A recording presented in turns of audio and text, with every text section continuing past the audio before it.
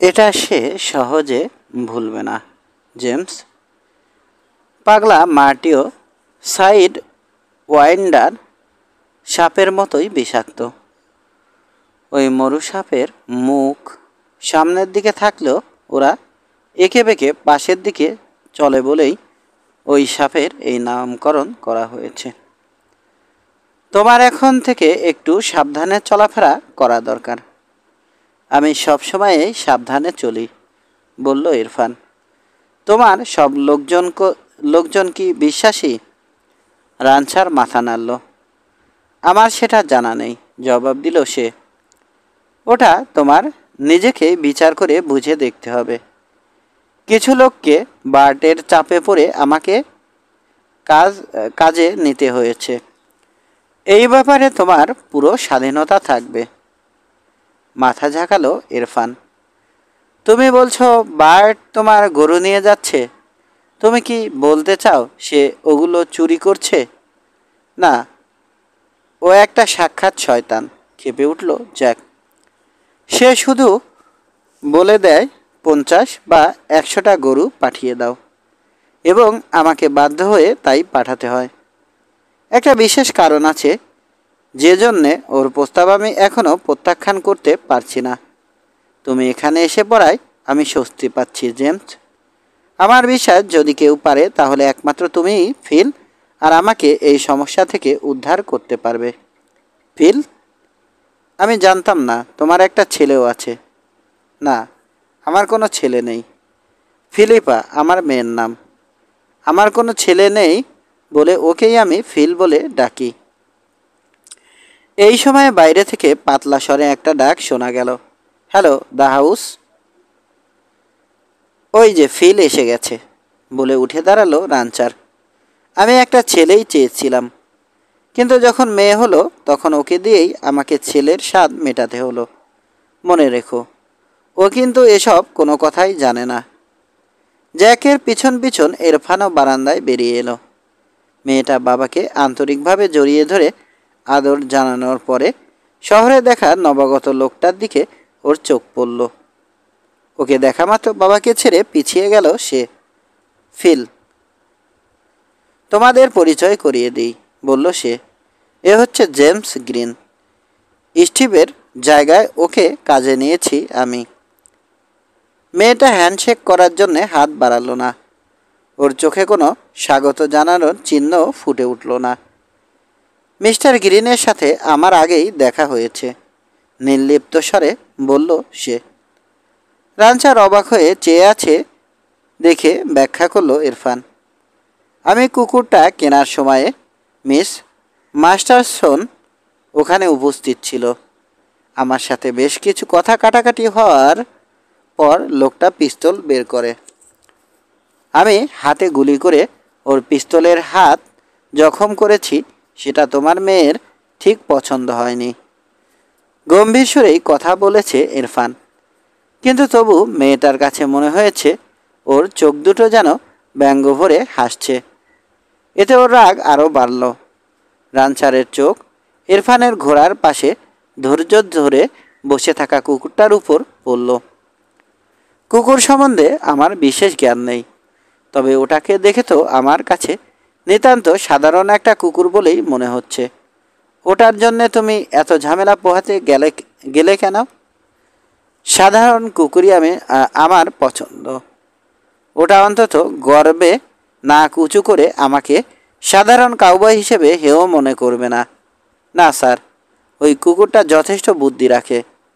ওর চোখ দুটো বেশ দূরে বসানো। আমার সাথে চলার যোগ্যতা ওর আছে।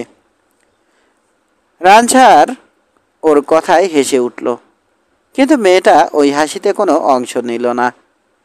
জেমস তার বিনয়ী কথার অন্তরালে যেন ভদ্র ভাষায় তাকেই খোঁচা দিল বলে মনে করে কঠিন হলো তার চোখ। তুমি কি আমাদের সাথে সাফার খাবে জেমস? প্রশ্ন করল রানসার। ধন্যবাদ, কিন্তু আমি অন্যান্য কাউবয়দের সাথেই খাবো, জবাব দিল ইরফান। প্রস্তাবটা যে ফিলিপাও সমর্থন করেনি এটা নতুন ফোরম্যানের নজর এড়ায়নি। রানচার মাথা জাগালো। এই সময়ে কাউহ্যান্ডের ফিরে আসার শব্দে সে বলল, এসো তোমার সাথে ওদের পরিচয় করিয়ে দিই। আমি এখনই ফিরে আসছি, ফিলি। মেয়েটা নবাগত লোকটাকে ছোট্ট একটা নট করে ওখানেই দাঁড়িয়ে এক মুহূর্ত ওদের যাওয়া লক্ষ্য করল। লোকটাকে ওর পছন্দ না হলেও ওকে চিতার মতো মসৃণভাবে চলতে দেখে নিজের অজান্তেই কেন যেন সে শিউরে উঠল।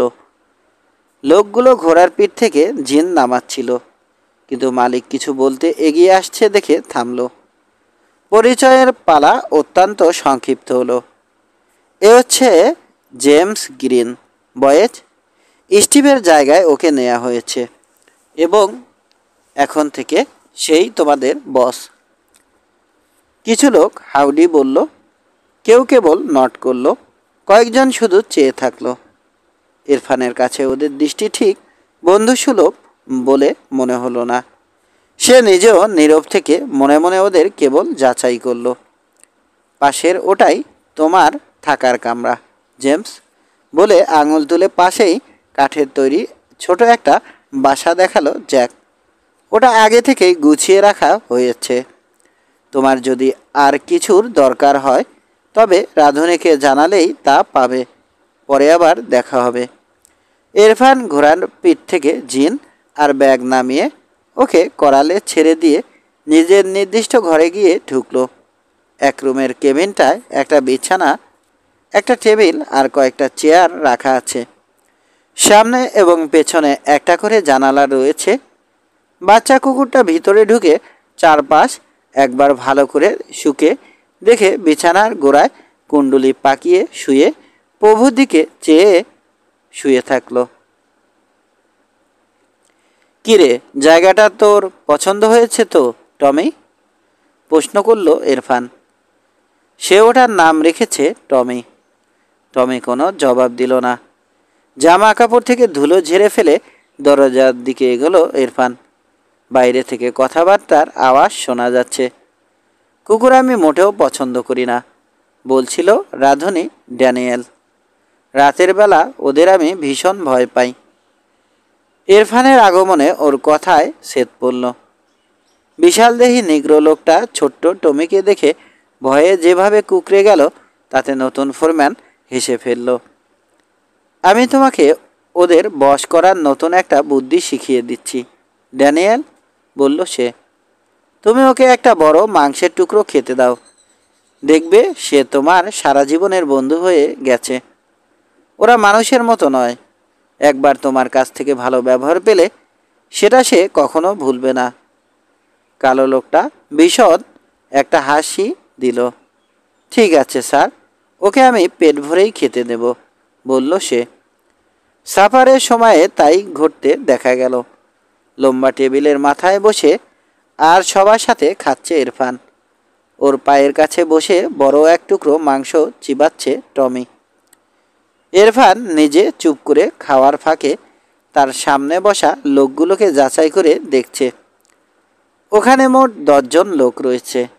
সে জেনেছে আরও 3 জন লোক দূরবর্তী লাইন ক্যাম্পে কাজ করছে। যুবক বয়সের লোকের সাথে কিছু মাঝবয়সী লোকও রয়েছে ওখানে। ওদের সবাইকে বেশ শক্ত সমর্থ লোক বলেই ইরফানের ধারণা হলো। তবে ওদের মধ্যে একজন বিশেষ করে ওর দৃষ্টি আকর্ষণ করল। লোকটার নাম বুল ডেভিস।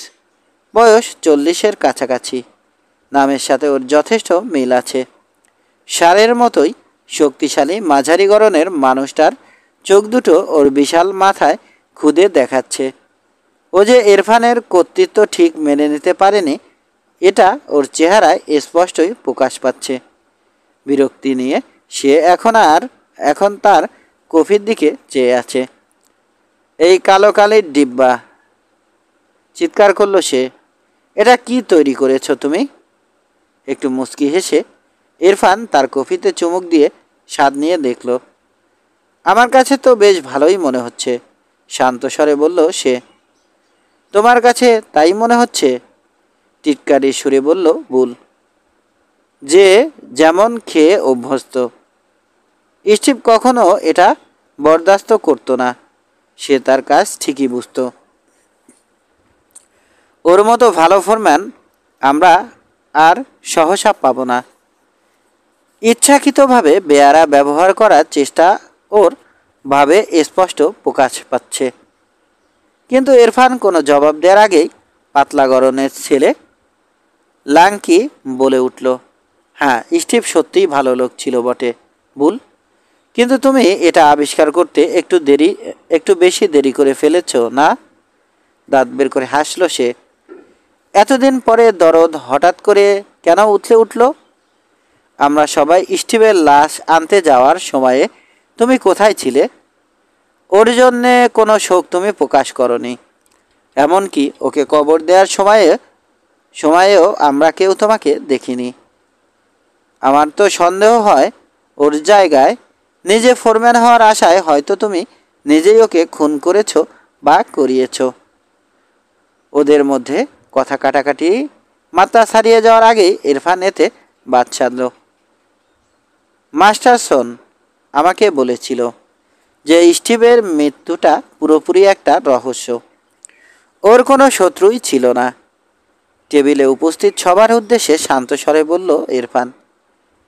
এতে রহস্যের কিছু নেই, বলে উঠল ব্যান্ডি, যাকে সবাই ঠাট্টা করে হাড়ের বান্ডিল বলেই ডাকে, কারণ ওর দেহে হাড় আর চামড়াই কেবল আছে। কাজটা ব্ল্যাক মাস্ক ছাড়া আর কারো নয়, এটা আমি বাজি ধরে বলতে পারি। এমন কথা প্রচার করে বেড়ালে তুমি নিজেই স্টিভের সাথে আলাপ করে উত্তরটা জেনে নেয়ার সুযোগ পাবে, সাবধান করল লাঙ্কি। এই ব্ল্যাক মাস্কটা কে? প্রশ্ন করল ইরফান।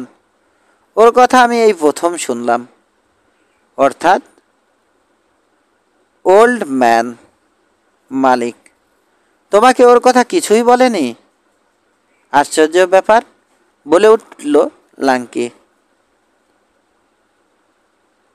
ওর কথার সুরে বোঝা গেল এমন জরুরি একটা কথা না জানানো নতুন ফোরম্যানের মর্যাদা ক্ষুণ্ণ করারই সামিল। উক্তিটা উপেক্ষা করেই জিজ্ঞাসু দৃষ্টিতে বান্ডির দিকে তাকালো ইরফান। ব্ল্যাক মাস্ক একজন লোক নয়, ওরা একদল ডাকাত, যারা এদিক ওদিক সবখানেই ডাকাতি করে বেড়ায়। ওদের পরিচয় কেউ জানে না, জবাব দিল ব্যান্ডি। শোনা যায় পাহাড়ের চূড়ার কাছে একটা গুহায় ওরা থাকে। হোপের একটা লোক দাবি করেছিল যে ওদের আস্তানা সে চেনে।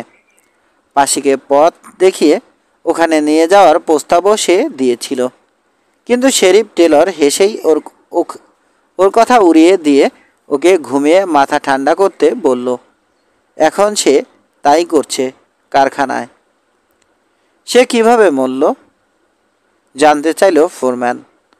লোকটা হোপে একজন স্ট্রেঞ্জারের বিরুদ্ধে ছুরি ছোড়ার প্রতিযোগিতায় নেমে হেরে যায়, ব্যাখ্যা করল সে। ওদের কি স্টিভের বিরুদ্ধে কোনো আক্রোশ ছিল? মনে হয় না, তবে হতে পারে যে সে ঘুরতে ঘুরতে ওদের আস্থানার কাছাকাছি কোথাও পৌঁছে গেছিল, নিজের মত জানালো সে। ব্ল্যাক মাস্কের দলটা সত্যিই সাংঘাতিক। ব্লাডি বার্ট পর্যন্ত ওদের চটাতে সাহস পায় না। হ্যাঁ, তোমার কথা শুনে হাসি পায়, বলে উঠল বুল ডেভিস। একটু অবসর পেলেই বার্ট ওখানে হানা দিয়ে ওদের জ্যান্ত চিবিয়ে খাবে।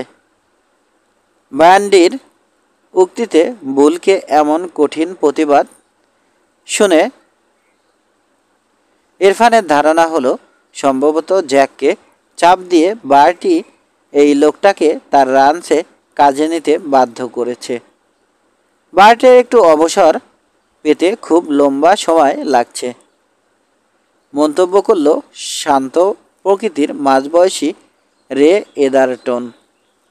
আমার মনে হয় এখানে যদি বিদ্যুৎ ইরফান থাকতো, যে হাসেটস ফলি গ্যাংকে ভেঙে চুরমার করে দিয়েছিল, তাহলে ব্ল্যাক মাস্কের দল পালিয়ে কুল পেত না। শুনেছি ওর হাত নাকি দারুণ চালু, যোগান দিল লাঙ্কি। শুধু চালু বলে উঠল, রে। বিদ্যুৎই ওর উপযুক্ত নাম। হ্যাঁ, আমি বাজি ধরে বলতে পারি ওর হাত এখন আর আগের মতো চালু নেই, বলল বুল। বিয়ে করে সংসারী হওয়ার পর মানুষ অনেক ধীর হয়ে যায়। টেবিলের মাথায় বসে ইরফান ওদের কথাবার্তা শুনে মনে মনে পুলকিত হচ্ছে। তাহলে বিদ্যুৎ ইরফানের কথা এরা এখনও ভোলেনি। সে ভাবছে বয়স্ক এদারটন লোকটা তাকে আগে কখনো দেখেনি তো, কিন্তু কাউবয়ের চেহারা খুঁটিয়ে লক্ষ্য করেও লোকটার চেহারায় তাকে চেনার কোনো লক্ষণ দেখতে পেল না। সে মনে করে না যে বিয়ে করায় পিস্তলে তার দক্ষতার একটুও ঘাটতি ঘটেছে। সময় এর প্রমাণ দেবে। যা হোক, আবার খেলায় নেমে সে বেশ ভালো বোধ করছে। খাওয়ার শেষে কিছুক্ষণ সে তার কর্মচারীদের সাথে এটা ওটা নিয়ে আলাপ করে নিজের ঘরে ফিরল। তৃপ্ত টমেও ওর পিছন পিছন কামরায় ঢুকল। রাঁধুনি ওর ভালো যত্নই নিয়েছে। পুরো 1 ঘন্টা ইরফান সিগারেট ফুঁকে আর বিভিন্ন চিন্তা করেই সময় কাটালো। এটা সুস্পষ্ট যে মাস্টারসন খুব দুশ্চিন্তায় আছে। রাঞ্চটা কিভাবে রক্ষা করা যাবে তাই নিয়েই ওর এত চিন্তা। সন্দেহ নেই যে সে খুব বিপজ্জনক একটা পথ বেছে নিয়েছে। তার পুরনো বন্ধু জাজ এমারি নিজে এসে ওকে এই কাজটা নিতে অনুরোধ জানালো। তখনই সে বুঝেছিল কাজটা মোটেও সহজ হবে না। 3 পরদিন সকালে নাস্তা শেষ করার পরেই ইরফান বাইরে বেরিয়ে দেখল কাউবয়েরা সবাই কাজে যাওয়ার জন্য তৈরি হয়ে করালের কাছে দাঁড়িয়ে ওর নির্দেশের অপেক্ষায় আছে। ওই দিন কাকে কোন কাজে যেতে হবে সেটা জানতে পারলেই ওরা রওনা হবে। বুল ডেভিস, হেন্ডন এবং একজন মেক্সিকান যাকে সে মারিও নামে ডাকতে শুনেছে, ওরা একটা পৃথক দলে একটু দূরে দাঁড়িয়ে আছে দেখে নতুন ফোরম্যান গোলযোগের গন্ধ টের পেয়ে সোজা ওদের দিকে এগিয়ে গেল। স্টিভের মৃত্যুর পর থেকে তুমিই অস্থায়ী বস হিসেবে কাজ চালাচ্ছিলে, বুলকে বলল সে। ওকে করে অসন্তুষ্টভাবে নট করতে দেখে ইরফান বলল, আপাতত তুমি সেটাই চালিয়ে যাও। বুলের চোখ দুটো একটা হিংস্র আনন্দে জ্বলে উঠল। সে মনে করল এই নতুন ফোরম্যান যদি তাকে ভয় নাও পায় তবু লোকটা ঝামেলা এড়িয়ে যেতে চাইছে। কাজ সোজা করে চ্যালেঞ্জিং ভঙ্গিতে বুক ফুলিয়ে সে বলল, যে চাকরিটা তুমি পেয়েছ সেটা ন্যায্যত আমাদেরই কারো পাওয়া উচিত ছিল। আমার বিশ্বাস রাঞ্চার এই আউটফিটের সাথে বিশ্বাসঘাতকতা করে বাইরের একজনকে ধরে এনে আমাদের মাথার উপর ফোরম্যান করেছে। ঝড়ের আগের থমথমে একটা পরিবেশ বিরাজ করছে। চুপ করে দেখছে সবাই। ইরফানের মাথায় দ্রুত চিন্তা চলছে। সে এখনই দলের কারো সাথে সরাসরি বিরোধে যেতে চাইছে না বটে, কিন্তু যাদের নিয়ে তাকে কাজ করতে হবে তাদের অন্তত বুঝিয়ে দেয়া দরকার যে কাজের ভার তাকে দেয়া হয়েছে সেটার জন্যে সে সত্যিই উপযুক্ত লোক। ডেভিসের দিকে তাকালো সে। ওর চাউনিতে আমোদ পাওয়ার ভাব একটা দেখা যাচ্ছে। এতে আমার কি করার আছে? প্রশ্ন করল সে। তুমি কি আশা করছো আমারই মাস্টারসনকে গিয়ে বলা উচিত যে সে ভুল লোককে কাজে নিয়েছে? দর্শক কয়েকজনকে চাপা হাসি হাসতে শোনা গেল। বোঝা যাচ্ছে ওদের কাছে বড় গলায় নতুন ফোরম্যানের মুরদ সে আজ পরীক্ষা করে দেখবে বলে বড়াই করে এসেছে, কিন্তু এখন বুঝতে পারছে লোকটার সাথে কথায় পারা যাবে না। মাস্টারসনকে কিছু বলার দরকার হলে সেটা আমি নিজেই বলতে পারবো। ওর মুখটা রাগে লাল হয়ে উঠেছে। বেশি কিছু বলার দরকার নেই, শুধু এটুকু বললেই চলবে যে আমি তোমাকে কাজ থেকে বরখাস্ত করেছি। তোমার পাওনা টাকা সে বুঝিয়ে দেবে। শান্ত স্বরেই কথাগুলো বলল ইরফান, কিন্তু ওকে হুমকির ভঙ্গিতে পিস্তলের বাটে হাত রাখতে দেখে বলল, ওটা ধরে মিশেই তুমি আমাকে ভয় দেখাবার চেষ্টা করছো। ওটা খাপ থেকে বের করার সাহস তোমার নেই। কয়েক সেকেন্ড পরস্পরের দিকে চেয়ে স্থির দাঁড়িয়ে থাকলো ওরা। মাত্র 2 গজ দূরে দুজনেই ড করার ভঙ্গিতে একটু কুঁজো হয়ে দাঁড়িয়ে অপরপক্ষ থেকে সামান্যতম নড়াচড়ার উপর সতর্ক নজর রেখেছে। তারপর বুল এদিক ওদিক চেয়ে শেষে চোখ নামিয়ে নিল। আমি যেমন বলেছিলাম, কাপুরুষ বলে ইরফান ফেরার জন্য অর্ধেকটা মাত্র ঘুরেছে। ভ্যাম ড্যাম ইউ, চিৎকার করলো বুল।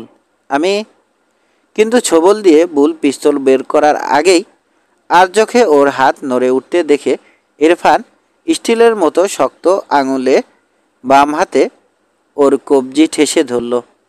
একই সাথে ওর ডান হাত বুলের গলায় চেপে বসল। নড়াচড়ায় অক্ষম লোকটা প্রচণ্ড ঝাঁকি খেল। ইরফানের আঙুলগুলো বুলের গলায় আরও এঁটে বসছে। লোকটার চোখ দুটো ঠিকরে বেরিয়ে আসতে চাইছে।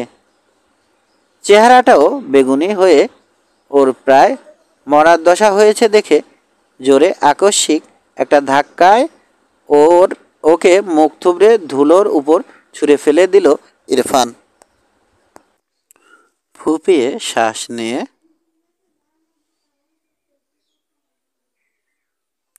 নিজেকে কিছুটা সামলে উঠে দাঁড়াতে সে বেশ সময় নিল। রান্স হাউসে গিয়ে নিজের পাওনা বুঝে নিয়ে টেইল ধরো, ওকে সংক্ষেপে নির্দেশ দিল ফোরম্যান। শয়তানের মতো একটা চাহনি দিয়ে বিড়বিড় করে ওকে হুমকি দিতে দিতে মাথা নিচু করে ওর নির্দেশ পালন করল পরাজিত বুল। ইরফান আর সবার দিকে ফিরে দাঁড়ালো। পুরো অ্যাসিডে ভরা স্বরে সে বলল, আর কারো কোনো বক্তব্য আছে? আমিও মিস্টার ডেভিসের সাথে যাচ্ছি, বলল মেক্সিকান। মাথা ঝাঁকিয়ে সম্মতি জানালো ফোরম্যান। সপ্রশ্ন দৃষ্টিতে এবার হেন্ডনের দিকে তাকালো সে। একটা হাসি দিয়ে ওর অব্যক্ত প্রশ্নের জবাব দিল হেন্ডন। আমি এখানেই থাকছি, জানালো সে। ভালো কথা, বলে সবাইকে দিনের কাজ বুঝিয়ে দেওয়ার কাজে মন দিল সে।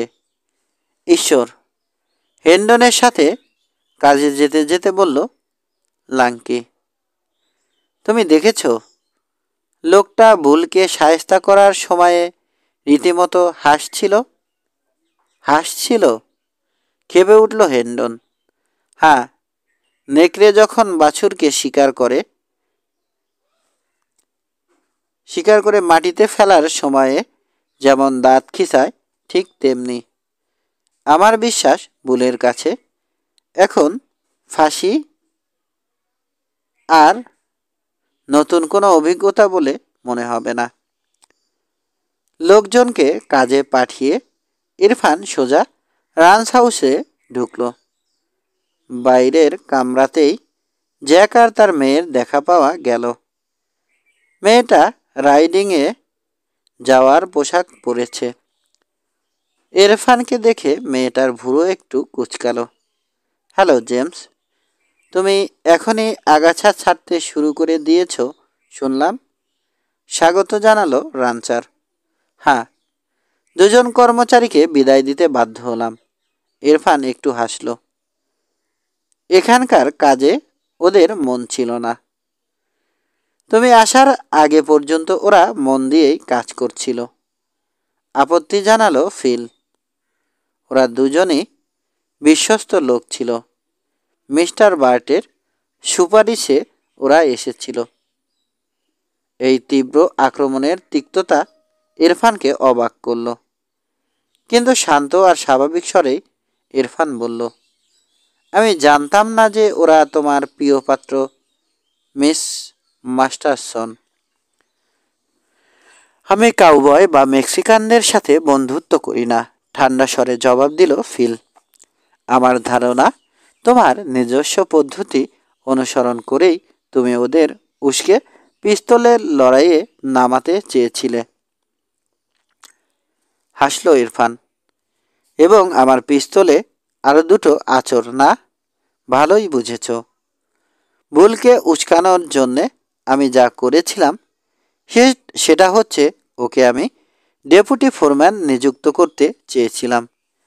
সে বিনা যুক্তিতে প্রত্যাখ্যান করল, একটা ধন্যবাদও দিল না। বরং আমি ঘুরতেই সে যখন আমাকে পিছন থেকে গুলি করে মারার চেষ্টা করল, তখন বাধ্য হয়েই ওকে আমার একটু শায়েস্তা করতে হলো। মেক্সিকানটাও ওর পিছু নিল। মিস্টার বার্ট ব্যাপারটা পছন্দ করবে না, মেয়েটা বলল। ড্যাম বার্ট, রাগে ফেটে পড়ল জ্যাক। এটা আমার রাঞ্চ এবং আমি এটা চালাচ্ছি। আমি যখন একটা লোককে এটা চালাবার ভার দিয়েছি, তখন তাকে আমি শেষ পর্যন্ত ব্যাক করব। সত্যি, প্রয়োজন মনে করলে তুমি ইচ্ছে করলে এই আউটফিটের সবাইকে বরখাস্ত করতে পারো জেমস। আমার সাথে কি তোমার আর কোনো কথা ছিল? না, আমি এখন রেঞ্জটা একটু ঘুরে দেখে আসতে যাচ্ছি, বলল ইরফান। আর চোখে রাইডিংয়ের পোশাক পরা ফিলিপার দিকে তাকিয়ে হঠাৎ একটা দুষ্টবুদ্ধি খেলে গেল তার মাথায়। সে বলে উঠল, আমি ভাবছি মিস মাস্টারসনের যদি রাইডিংয়ে যাওয়ার প্ল্যান থেকে থাকে, তাহলে সে হয়তো আমাকে রেঞ্জটা একটু ঘুরিয়ে দেখাতে পারে। ইরফানের উদ্যত্ত দেখে মেয়েটার চেহারায় বিস্ময়ের ভাব ফুটে উঠল। না, আমার অন্য একটা কাজ আছে, সে সংক্ষেপে জবাব দিল। রেঞ্জটা ঘুরে দেখতে বেরিয়েছে ইরফান। উৎফুল্ল টমি ঘোড়ার কয়েক গজ আগে আগে ছুটছে। ওর উদ্দেশ্যে ইরফান বলল, ওই রাজকুমারীর অন্য কাজ আছে টমি। কাজটা আমাদের নিজেদেরই করতে হবে। মেয়েটা আমাদের মোটেও দেখতে পারে না। না, এটা খুশি হওয়ার কোনো কথা নয়। ওর ঘাড়ে আমরা একটা বিস্ফোরা ছাড়া আর কিছুই নই। প্রায় মাঝরাত হয়ে হঠাৎ ইরফানের ঘুম ভেঙে গেল। বিছানার পায়ার কাছে শোয়া টমের গলার ভিতর থেকে নির্গত নিচু গড়গড় শব্দ। উঠে চারপাশে চেয়ে দেখল সে। আকাশে চাঁদ নেই, কিন্তু তারার ক্ষীণ আলোয় অস্পষ্টভাবে কিছুটা দেখা যাচ্ছে। তার মনে হলো যেন পিছনের জানালায় আফসা কিছু ওর চোখে পড়ল। চুপ থাকো বাছা, ফিসফিস করে টমিকে নির্দেশ দিয়ে স্থির হয়ে বসে থাকলো সে। ডান হাতে চলে এসেছে ওর একটা পিস্তল। যেটাকে সে ছায়া ভেবেছিল, সেটা আবার দেখতে পেল সে। এবার জানালাটা একটু কোকিয়ে উঠল। মনে হলো কেউ যেন জোর করে ওটা খোলার চেষ্টা করছে। ইরফান একটুও নড়ল না। অল্প সময়ের জন্যে কোনো শব্দ হলো না। সম্ভবত ঘুমন্ত ব্যক্তির ঘুমের কোনো ব্যাঘাত হয়নি মনে করেই নিশ্চিত হয়ে গোপনে ভিতরে ঢোকার চেষ্টা আবার শুরু করল। আবার জানালা কোকিয়ে ওঠার শব্দ শোনা গেল। জানালাটা এখন ইঞ্চি দুয়েক ফাঁক হয়েছে।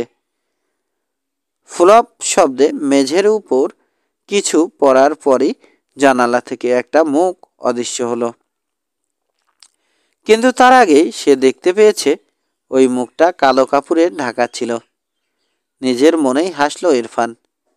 সম্ভবত এই আউটফিটেরই কেউ নতুন ফোরম্যানের সাথে মস্করা করার জন্যেই ওকে ব্ল্যাক মাস্কের গল্প শুনিয়েছে।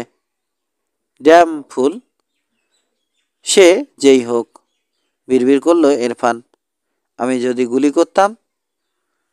ওর বাক্যটা অসমাপ্তই রয়ে গেল, কারণ ওই মুহূর্তে সে মেঝের উপর পরা কুণ্ডুলির থেকে একটা ক্রুব্ধ হিসহিসানির সাথে র্যাটল চেনেকের লেজের ঝুনঝুনি শুনতে পেল।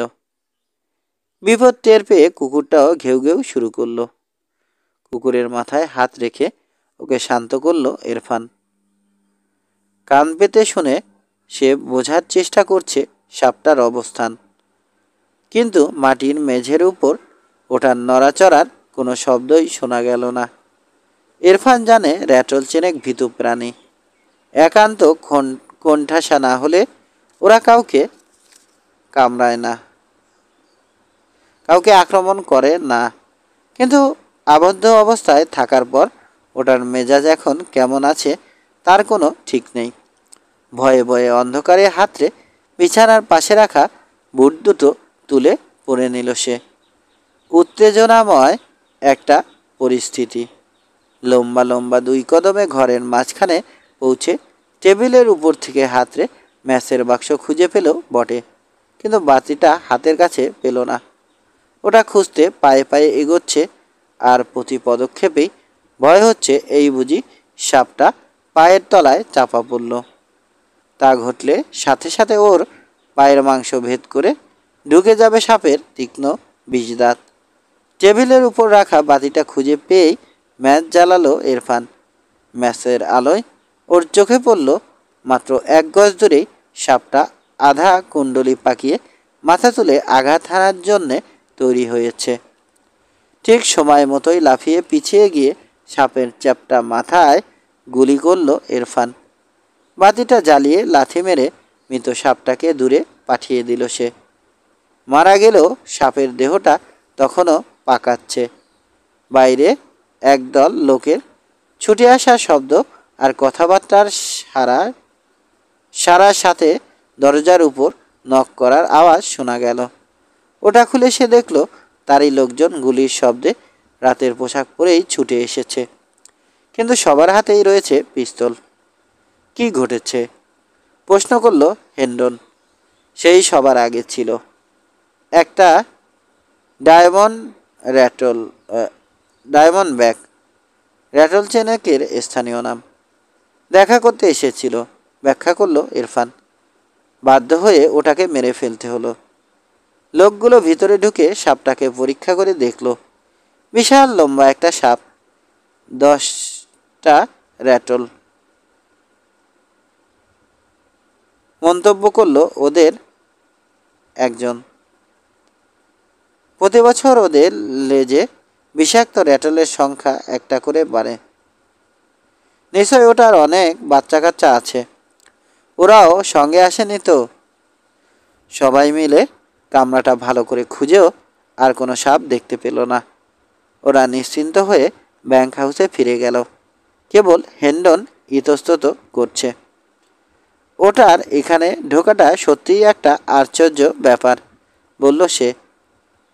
এই কামরার চারপাশেই কাকড় দিয়ে ছাওয়া আছে, এবং ওরা কাকড়ের উপর দিয়ে চলা পছন্দ করে না। জানালার কাছে গিয়ে সে ঝুঁকে একটা কিছু হাতে তুলে নিল। ওটা এখানে বাস করার জন্যে তৈরি হয়েই এসেছিল। সাথে সে নিজের ব্যাগও নিয়ে এসেছিল। চামড়ার ব্যাগটা তুলে ধরল সে। ওটায় ফিতে টেনে মুখ বন্ধ করার ব্যবস্থা আছে। ওটা থেকে র্যাটল চেনাকের বোটকা গন্ধ বেরোচ্ছে। তোমার জীবজন্তু প্রীতির কথা সবাই জানে, বলে চলল সে। এরপরে তুমি হয়তো একটা দুর্গন্ধময় স্কাঙ্কি পোষা শুরু করবে। আজ রাতেই একটাকে আমি পেতে পারতাম, জবাব দিল ফোরম্যান। কিন্তু আর কোনো তথ্য সে প্রকাশ করল না। যদিও এই লোকটাকে এখনও বিশ্বাসী বলেই মনে হয়, তবু এখনই কিছু বলা ঠিক হবে না। তাকে হত্যা করার একটা জঘন্য চেষ্টা যে আজ করা হয়েছিল তাতে কোনোই সন্দেহ নেই। তার হাতে এমন কোনো প্রমাণ নেই যাতে ওই অপরাধীকে চিহ্নিত করা যেতে পারে। হেন্ডন চলে যাওয়ার পর টমিকে সময় থাকতে ওকে সাবধান করার জন্য একটু আদর করে ধন্যবাদ জানিয়ে ইরফান আবার শুয়ে পড়ল। কিন্তু ঘুমানোর আগে সে মনে মনে সিদ্ধান্ত নিল, যেহেতু হেন্ডন বুল আর মারিওর সাথেই দাঁড়িয়েছিল, তাই ওর উপর সে নজর রাখবে। সকালে সূর্য ওঠার আগেই ইরফান বাইরে জানালার কাছে গিয়ে ট্র্যাক খোঁজা শুরু করলো। কিন্তু হেন্ডনের কথাই ঠিক, চারপাশে খোয়া বিছানো থাকায় কোনো চিহ্নই দেখা গেল না। কিন্তু 10 গজ দূরে এক চিলতে বালু ঘাস থেকে খোয়াকে বিচ্ছিন্ন করেছে। ওখানেই ট্র্যাকের প্রথম চিহ্ন দেখতে পেল ইরফান। একজোড়া গভীর গোড়ালির ছাপ রয়েছে ওখানে। লোকটা যে ওখানে দাঁড়িয়ে বেশ কিছুক্ষণ অপেক্ষা করেছে সেটা ছাপের গভীরতায় স্পষ্ট বোঝা যাচ্ছে।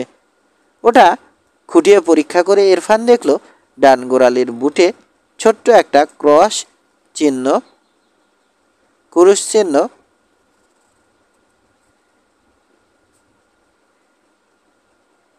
দেখা যাচ্ছে। মাস্টারসন পুরো ঘটনা শোনার পর হেসেই কথাটা উড়িয়ে দিল। ব্ল্যাক মাস্কের কাছ থেকে আমাদের উপর কখনো কোনো হামলা আসেনি এবং সেটা আমি চাইও না, বলল সে। ওরা বড়জোর মাঝে মধ্যে আমাদের একটা দুটো গরু হয়তো নেয়, কিন্তু সেটা শুধু খাবার উদ্দেশ্যেই, বিক্রি করার জন্যে নয়। এমন নিজ কাজ কখনো ওরা করবে না। মনে হয় এতে কোনো গিজারের হাত আছে।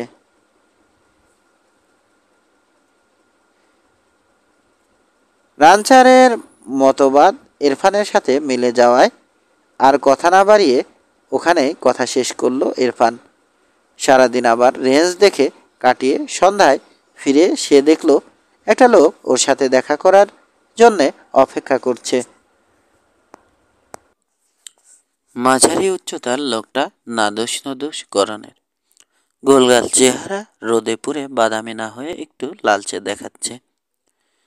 আমি আন্দাজ করছি তুমি এই ফিটের ফোরম্যান, বলল কম বয়সী যুবক। তোমার আন্দাজ করার ক্ষমতা বেশ ভালো, বলল ইরফান। তা তোমার সমস্যাটা কি? অতিথির হালকা নীল চোখ দুটো ঝিলিক দিচ্ছে। একমাত্র পকেটে প্রচণ্ড শূন্যতা ছাড়া আমার আর কোনো সমস্যা নেই, জবাব দিল সে। তুমি কি চাকরি খুঁজছ? প্রশ্ন করল ইরফান। একটা চাকরি আমার প্রয়োজন, যেটা সম্ভব একই কথা হলো যেটা সম্ভবত একই কথা হলো, জবাব দিল সে। মুশকিলটা হচ্ছে বহু বছর আগেই আমি খুব খারাপ একটা অভ্যাস করে ফেলেছি, যে জন্যে নিয়মিত খাবার না খেলে এখন আর আমার চলে না।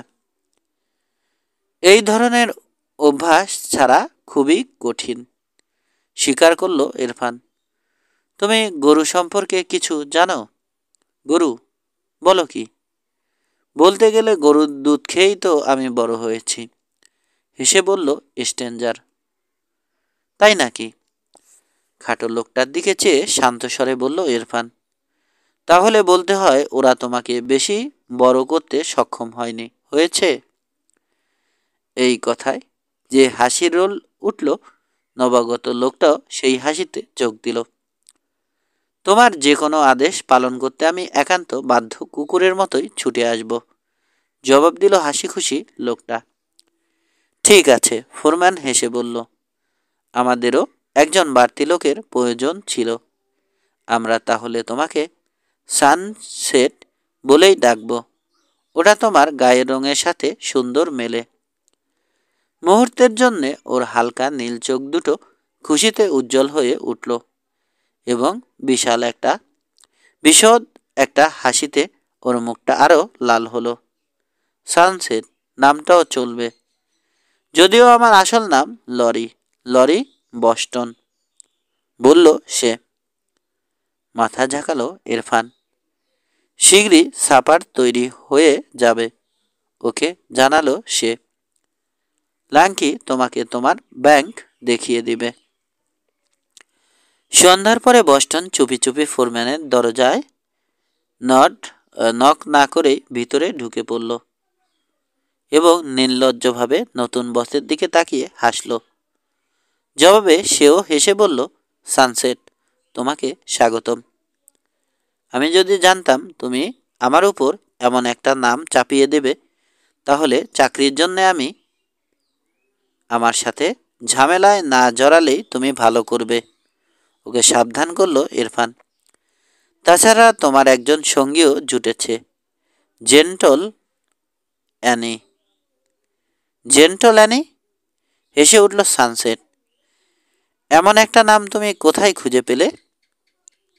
আজ সকালেই সে অসুস্থ বাছুরের মতো হেরে গলায় গাইছিল, জেন্টল অ্যানি, তুমি কি আমাকে আগের মতোই ভালোবাসো? আমি ওই নাম নিজে থেকে আবিষ্কার করিনি, তবে ছেলেটা সত্যিই ভালো, একেবারে লোহার মতো শক্ত। ওরা আর সবাই কি ধরনের লোক? প্রশ্ন করল লরি। আমি চাই সেটাই তুমি খোঁজ নিয়ে বের করো, বলল নতুন ফোরম্যান। শোনো, আমি হোপে আসার পর থেকে কি কি ঘটেছে তা তোমাকে বলছি। হোপ শহরে পৌঁছানোর পর থেকে শুরু করে তার কামরায় র্যাটল চেনেক ঢুকিয়ে তাকে হত্যা করার চেষ্টা পর্যন্ত সব ঘটনাই ওকে জানালো ইরফান। সব শুনে সানসেটের হাসি ধীরে ধীরে আরও প্রশস্ত হলো। হুঁ, তুমি দেখছি কোনো সুযোগই হাতছাড়া করনি, মন্তব্য করল সে। মনে হচ্ছে 2 হপ্তার মধ্যেই তুমি গুটি বসন্তে আক্রান্ত রোগীর মতো জনপ্রিয় হয়ে উঠবে। হাসি ঠাট্টার সুর বদলে এবার সে একটু সিরিয়াস হলো। তুমি কখনো ভেবে দেখেছো কেন আমি তোমার সাথে এখানে আসার জন্যে এমন দীর্ঘ প্রতিজ্ঞ ছিলাম? আমার তো ধারণা তুমি নিয়মিত কাজে ফাঁকি দেওয়ার সুযোগ নিতেই আমার পিছু নিয়েছ। তারপর ঠাট্টার সুর ছিঁড়ে সে বলল, আচ্ছা, তুমি না হয় বলো। তোমার সাথে কাজ করার একটা আলাদা উদ্দেশ্য আছে আমার। ওর কোমল চেহারাটা এবার পাথরের মতো কঠিন হয়ে উঠল। ছেলে মানুষী ভাবটা এখন ওর চেহারা থেকে পুরোপুরি মুছে গেছে। সে ভারী স্বরে বলে চলল, আমার আসল নাম টেড, টেড বোল্টন। আমার বাবা হার্বি বোল্টনের বিরুদ্ধে মিথ্যা গরু চুরির অভিযোগ সাজিয়ে ব্লাডি বার্ট তাকে বিনা বিচারে ফাঁসি দিয়েছিল। তখন আমার বয়স ছিল 12 বছর। এখন বড় হয়ে আমি তার প্রতিশোধ নিতে এসেছি। এরপর ধীর গলায় সেই ঘটনার পুরো বিবরণ দিল সে। সবটা শুনে ইরফানের চোয়াল শক্ত হয়ে উঠল। সে উঠে দাঁড়িয়ে টেডের কাঁধে হাত রেখে সহানুভূতির স্বরে প্রশ্ন করল, ওখানে যারা উপস্থিত ছিল তাদের সবাইকে তুমি চেনো? ওদের সবার নাম জানা না থাকলেও ওদের চেহারাগুলো আমি কোনোদিন ভুলব না, জবাব দিল যুবক। ওদের একজন ছিল তোমার আউটফিটের হেন্ডন, কিন্তু বার্ট আমাকে বেঁধে ছাপড়ার ভিতর বন্দি করে রেখে ছাপড়া আগুনে পুড়িয়ে ফেলার নির্দেশ দিয়ে গেলেও সে আমাকে পিছনের দরজা দিয়ে বের করে দিয়ে আমার জন্যে ঝোপের ভিতর একটা ঘোড়া রেখে গিয়েছিল বলে ওকে আমি ক্ষমা করে দিয়েছি। কিন্তু বার্টের সাথে আর যারা ছিল তাদের কাউকে আমি ছাড়ব না। ওদের কেবল 3জনের নাম আমার জানা আছে।